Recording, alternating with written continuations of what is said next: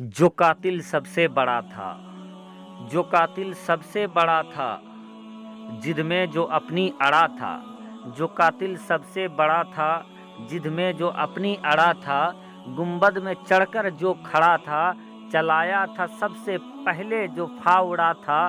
आज दोस्तों, प्यारे दोस्तों, आज उसी बाबरी मस्जिद के सबसे बड़े कातिल की सबसे बड़ी स्टोरी आपके सामने लेकर आए हैं। जी हाँ दोस्तों, बाबरी मस्जिद के गुंबद में जिसने सबसे पहले चढ़ा, बाबरी मस्जिद के गुंबद में चढ़कर जिसने सबसे पहले फावड़ा लहराया, बाबरी मस्जिद के गुंबद में चढ़कर जिसने सबसे पहले वार किया, आज उसी बाबरी मस्जिद के सबसे बड़े कातिल की अनोखी स्टोरी आपके साथ शेयर करने वाले हैं। तो दोस्तों, इस वीडियो को जरा सा भी स्किप ना करें, और अगर आप पहली बार मेरे यूट्यूब चैनल इरफानी वर्ल्ड में विजिट कर रहे हैं तो जल्दी से मेरे चैनल को कर लीजिए सब्सक्राइब, साथ ही साथ बेल के बटन को ऑन कर दें और ऑल नोटिफिकेशन के ऑप्शन को दबा दें, ताकि आने वाला हर वीडियो सबसे पहले आप तक पहुंच सके।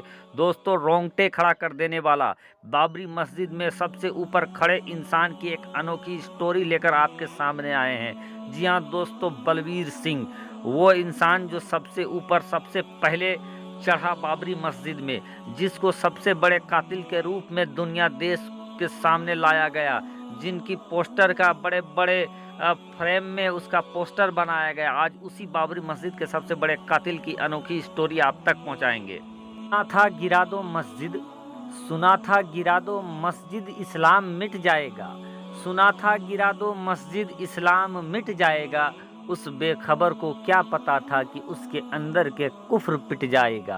प्यारे दोस्तों, मस्जिद गिराने वाले के अंदर से अल्लाह तबारक व ताला ने कुफ्र को कैसे मिटा दिया। दोस्तों, आगे मैं दास्तान इसकी सुनाऊंगा, लेकिन उससे पहले दोस्तों एक बार फिर से अदब के साथ गुजारिश करूंगा कि इस अनोखी, इस अल्लाह तबारक व ताला के इस करिश्मे को आप तक पहुंचाएं दोस्तों, और बाबरी मस्जिद से जुड़े और बाबरी मस्जिद के सबसे बड़े कातिल के तौर में जिनके चेहरे को लहराया गया, सामने लाया गया, उसकी स्टोरी बताएं। अदबन गुजारिश करेंगे, अगर अभी तक चैनल को सब्सक्राइब नहीं किया है तो चैनल को जल्दी से सब्सक्राइब कर ले। प्यारे दोस्तों, बलवीर सिंह उर्फ मौलाना आमिर, वो ये कहते हैं कि जब जवानी के जोश में बाबरी मस्जिद को शहीद करने के लिए अयोध्या पहुंचे थे, दल बल के साथ पहुंचे थे, अलग अलग तरीके से, कोई ट्रेन से आया था, कोई बसों के साथ आया था, अपने घरों से जोश और जुनून के साथ आए थे। कहा गया था कि एक बार अगर बाबरी मस्जिद को तोड़ दिया गया, एक बार बाबरी मस्जिद को शहीद कर दिया गया, तो फिर मुल्क हिंदुस्तान से सारी परेशानी खत्म हो जाएगी। दोस्तों, ऐसी बातें मैं अपने जानिब से नहीं बोल रहा हूँ, बल्कि भूतपूर्व कुछ कार सेवक हैं जिन्होंने इन बातों को कहा है कि उनसे ये कहा गया था कि अगर बाबरी मस्जिद एक बार टूट गया तो भारत से तमाम मुसीबतें ख़त्म हो जाएगी। दोस्तों, अल्लाह की शान देखिए कि बाबरी मस्जिद तो टूटा, बाबरी मस्जिद तो शहीद हुआ, लेकिन उसके साथ साथ कितने लोगों के अंदर से कुफ्र खत्म हो गया, कितने लोगों ने कलमा पढ़ा और मुसलमान हो गए। और दोस्तों, जिन्होंने कलमा जिनको नसीब नहीं हुआ, उनका हाल इस कदर हो गया दोस्तों कि ना देखने बनता है ना दिखाने बनता है। आज बड़े बड़े नेताओं के बारे में आप जानते हैं जिनका नाम बाबरी मस्जिद को शहीद करने में आया था, जिन्होंने कलमा नहीं पढ़ा। दोस्तों, आज उनकी हालत देख सकते हैं, उनकी हैसियत देख सकते हैं। एक पुरानी टूटी फूटी मेज से ज़्यादा उनकी आज हैसियत कहीं पर नहीं बची है। तो दोस्तों, उनकी हस्ती निस्तो नाबूद हो गई है। जो अपनी ताकत, रुतबे और शक्ति पर, संगठन पर जो हुंकारे मारते थे, जो अपने रुतबे पर अकड़ कर बाबरी मस्जिद को तोड़ने आए थे, तोड़वाने आए थे, आज अल्लाह तबारक व ताला ने वक्त की इस तरह लाठी चली कि आज उनको पूछने वाला नहीं है। और दोस्तों, जिसने कलमा पढ़ लिया, बाबरी मस्जिद को तो तोड़ा, लेकिन जिसने कलमा पढ़ लिया वो आज वक्त का मौलाना आमिर बन गया। वो आज वक्त का 100 मस्जिदों का निर्माण कराने वाला, वो अल्लाह का बरगुज़ीदा बंदा मौलाना आमिर बन गया, जिनकी मौत पर आज पूरे भारत के नौजवान, हिंदू मुसलमान तक आज उसकी खबरें देखना पसंद कर रहे हैं, सुन रहे हैं उसके बारे में, और भारत भर के मुसलमान उसके हक में मगफिरत की दुआ कर रहे हैं।